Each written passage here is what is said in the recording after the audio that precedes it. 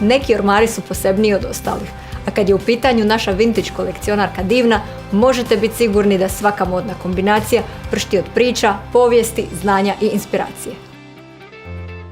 Zovem se Divna i bavim se sa vintage odjećom i aksesuarima. Iz Italije sam i živim u Zagrebu 3 godine. Moda u stvari u mom životu nije nekako ušla u nekom trenutku, nego se kao stopila sa mojom egzistencijom u smislu da od svih ljudi, putovanja, od svih mojih poznaja sam nekako u sebi to primila i razvila u nečemu drugome, što ne znam kako bi definirala.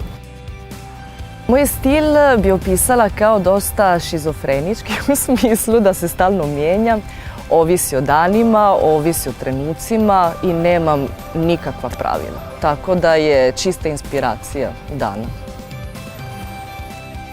Formirati stil sigurno mi je pomoglo puno i putovati, upoznati drugčije osobe, a mislim da mi je pomoglo i baviti se sa povijest umjetnost, jer sam to studirala i to je sigurno imalo svoj značaj.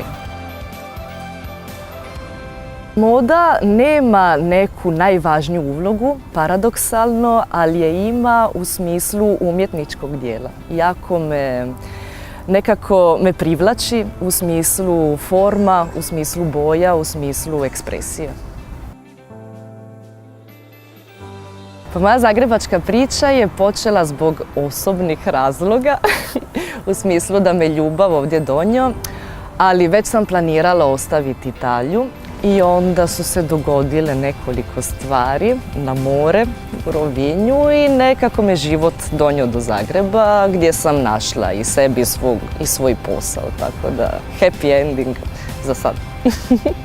Način života u Italiji, barem u sjevernoj Italiji iz koje ja dolazim, je puno, kako ja kažem, ne dinamičniji, ali da, recimo da ovdje ljudi znaju puno više da se opuštaju i da sebi daju vremena za kavicu, da popričaju. U Italiji se nekako puno više trči i ima puno više pritiska. Mislim da u talijanskom stilu postoji puno više jednostavnosti. U smislu da Made in Italy je poznat u čitavom svijetu i stvarno su Talijani jako stilizirani, tako da nekako iskrenije ispadne način na kojem se oblače, a ovdje neki put je nekako forsirano. To mi je dojam. Pa vintage je za mene jako važan. Moja priča sa njim je počela od tinejdžerskih godina, kad sam išla po buvljacima i uvijek me jako interesiralo da nekako budem drukčija, recimo. Tako da to je prirodno ušlo u mom životu i to je postala profesija. Nisam nikad ni mislila da će postati, ali prirodno se to nekako dogodilo.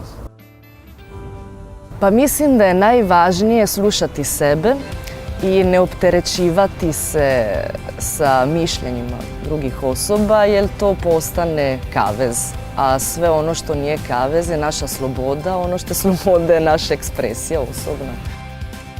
Najbolje se osjećam kad sam relaksirana i kad ne trebam da pazim na šta je na meni. Kad mogu da se mičem najnormalnije i da se ne osjećam preekcentrično. Nikad ne bi obukla jako visoke pete, jer nisam škole patnje za ljepotu, nego sam škole udobnosti i možda ljepote. Ko zna? Neka vas ovakve modne priče inspiriraju da uvijek budete svoji, da se ne bojite isprobati nešto novo ili drugačije i da uvijek nosite isključivo komade koji su savršeno u skladu s vašom modnom ili životnom pričom koju želite ispričati.